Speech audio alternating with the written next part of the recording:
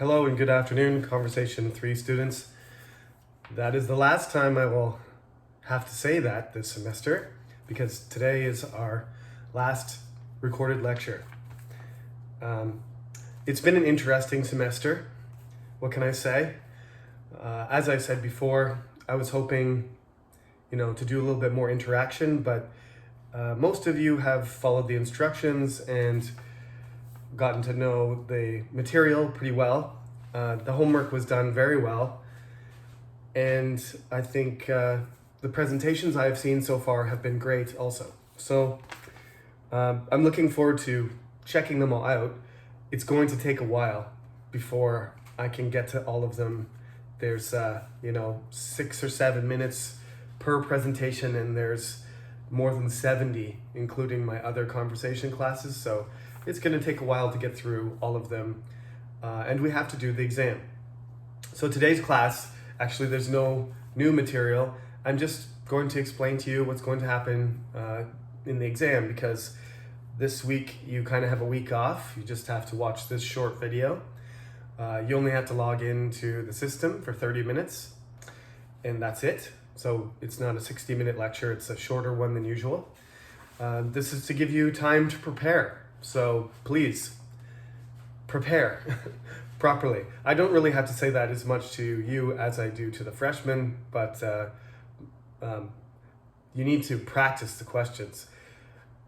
I did make the mistake of asking some students to introduce themselves.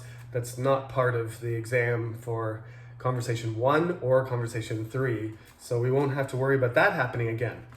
It's very simple what questions you have to prepare. There are 10 chapters in the book, so there are 10 topics that were connected to each chapter. I gave them to you in each lecture, so you can go back to all the lectures we did, and you can see in detail what I talked about. So there's not too much I need to say other than the fact that there were 6 questions at the beginning, 7 questions, from chapter 1 to chapter 7, and then we've only done 3 since then, right? So anyway, all 10 are included. I'm going to ask you two questions from the second half of the book and 1 question from the first half of the book. I didn't really ask that many people about the good and the bad, talk about something good or something bad. I didn't ask that many people that question simply because it was a more recent topic, and about how you like to save and spend your money, chapter 7. So I'm going to include them with the second group. So you're going to get 1 question kind of to warm up. Just remember that the thing that some students do is like, oh, professor, you already asked me that on the midterm. That's fine. I'm asking you randomly. I'm not going to check which questions that you got, which 2 questions you answered on the midterm. So when I ask you to answer that question, it happens to be one of the questions I asked you already, just go ahead and do it. If it didn't go well, then you should know that question, you had trouble with that question, and you should be better prepared. If it went well, then you're all ready to go and just handle the question like you did the first time, okay? More likely though, you will get a question that you didn't answer. There's a lower chance of me asking the same question. So just, if it's a new question, just deal with the question as you would any other question. If it's the same one as you did before, then lucky you, I guess. Or unlucky if you didn't like the question. So we have chapter 1, happiness, and chapter 2 about jobs, describe a job. And like I said to you before, the thing about Conversation 3, as opposed to Conversation 1 and 2 that some of you have done with me before, is I have a higher expectation that you will approach the topic in a particular way, okay? So that's important.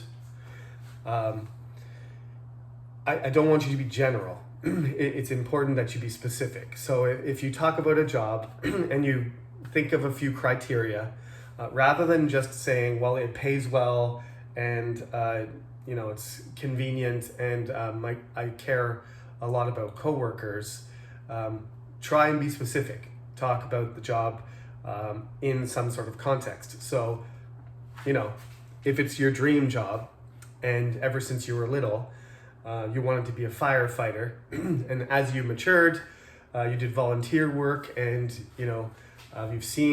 you've actually been to the fire department, and you've seen them, slide down the pole and jump into the fire truck, and you think it's exciting, and you want to, help other people, save people's lives, and that's the reason that you still desire to be a firefighter.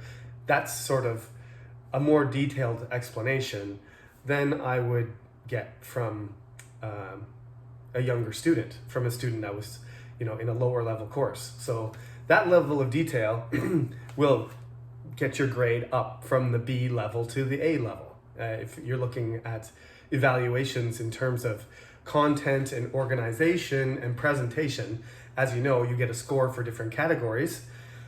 There's pronunciation and grammar, and the content-based things. So your fluency the score of your fluency, your fluency score, I should say it the other way around, the score of your fluency will be higher. That score is dependent on vocabulary and, word order and connecting ideas. If you sound like you can put together sentences that are part of, the common way that we speak, it doesn't matter if it's British English or Canadian English or American English or even Korean English, but you need to put the words together and use vocabulary that is in the, commonly used in the English language across international borders. If you choose to use dialects, that is fine. You do have to be aware of it, though. Just the other day, in class, somebody brought up the word skinship, for example. And skinship is a weird word. I think it sounds weird. It makes sense if you think about it and you're talking about physically touching somebody and that's part of your relationship. But for a native speaker who's never heard the term, skinship actually sounds like a ship made of skin, which is pretty scary. It's some sort of, horrible, macabre creation by some sort of, in a horror novel, there's a skin ship that, floats in the ocean, and it's got zombie pirates on it or something. Anyway, it's pretty self-explanatory. Once you think about it, it's fairly logical. Just like eye shopping.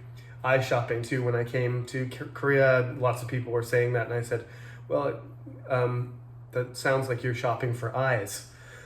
Because we say car shopping, or we say other things, right? House shopping or car shopping or shopping for phones. But the expression we use in North America is window shopping, and you're not shopping for windows. You're looking through the windows at things that you're not buying. And when you say eye shopping, you're just using your eyes to look. You're not actually buying eyes or anything related to your eyes. So anyway, when you use those sorts of words, you should be aware that they are, that's part of the dialect of Korean English. And, some of these words become famous. Nobody knew what Gangnam was or what Gangnam style was until recently, but now everybody thinks they know, and they even know how to pronounce it. So, some terms get globalized. But anyway, be aware that I like to hear vocabulary, advanced vocabulary, and I like to, I'm not liking it. I'm evaluating you, and I'm going to give you a higher score if you do put together more advanced, more complicated ideas. That's how it works. Okay, so that's my explanation of how to approach the questions. Each question, be specific. Chapter 3 is about electronic devices, and I told you please don't talk about a smartphone because I don't want everybody talking about their smartphone. That becomes repetitive. So something a little bit more interesting and unique than the device that everybody has in their pockets all the time. It's written on your face. You have to tell about somebody's emotions and how you could read it in their, in their behavior. You could see the signs in their face and their body language. The movies one, obviously I said the key thing there is not to spoil it, so don't give away important elements of the plot that would ruin the movie for somebody else. Instead, you want to review the movie and get somebody interested in it. You don't want to kill all the surprise. Chapter 6 is talk about something, a really great day, really great time, or a really bad time. And chapter 7 is the one about spending and saving, financial. What's your opinion about the best way to manage your finances? Chapter 8, explain how to do something. It's a process. Chapter 9 is giving somebody a piece of advice. You have to advise about something, give a good piece of advice, how to handle a problem. And chapter 10 is the one that's different. I guess that topic is the most unique. In conversation 1, there's an animal question that's very similar, but that's actually, I think I may have mentioned something about that question, but that's not in our list.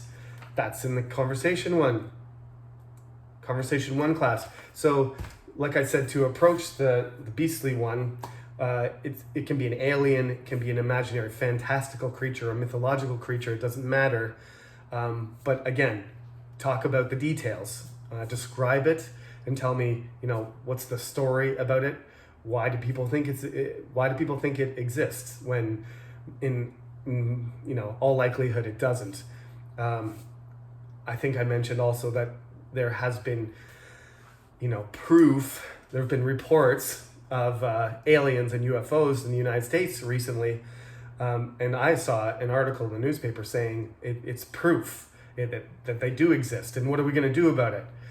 Well, I don't know if it matters if they're there or they're not. If they're not really interfering in our daily life in a way that we can detect, then whether the aliens exist or they don't, it doesn't matter, right? If they're so advanced that they're watching us all the time, if they suddenly do something, we're not going to be able to stop them. So it doesn't really matter. Anyway, you can discuss whichever type of fantastical creature or beast, monster or alien that you choose. Just make sure you explain it in detail and you explain it well. Okay? Now the schedule is posted on the Cyber Campus. It's the same order and schedule as it was for the midterm, just the days are different. So I believe, I don't want to mess this up, but you can check it out. We're Tuesday, so that would be June 8th and June 15th. Those are the days that you're supposed to come to my office and have your interview. If you're unable to come to my office, you must email me as soon as possible this week and let me know that you can't, and you have to tell me why, and then we'll work it out. But otherwise, I would like you to come to my office. And good news, I'm vaccinated. You have to get 2 doses, but there you see it. That's, my arm's a little bit sore, but other than that, I'm fine. You can see I'm alive. I got my first shot of AstraZeneca on Friday, so I'm gonna wear my mask, continue to behave myself and be responsible, but there's less danger of you getting infected from me. So if that's your concern, you needn't be concerned, because by next week, that'll be a week, and the final date of June 15th, that'll be 2 weeks. I'll be a safer person than the average, because I think only 10% of the population has a vaccine, but I am one of them. So you're not going to get the coronavirus from me. Please be careful though. We're all kind of tired of talking about the coronavirus, but it's still here, right? We're still having 500, 600 cases a day. So wash your hands, sanitize, wear a mask, check your temperature, and come to my office June 7th or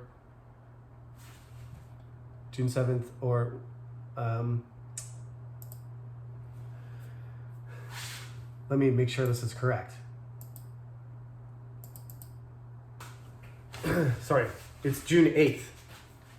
Tuesday, June 8th, or June 15th. I was going to say that's 8 days apart. That doesn't make sense. It's both exams are on Tuesday. Just that I don't have enough time to interview all of you on the same day. So it's the same schedule. Check it out. Make sure it's you've got time. Make sure you come 5 minutes early, and that's it. That's the end of the semester. Presentations are done. There's no more homework. Just please be careful and come and visit me so that we can see each other in person one time before the semester is over. Okay? Thank you everyone for taking the class, and good luck in all your exams, including this one. I will see you June 8th or June 15th. Take care.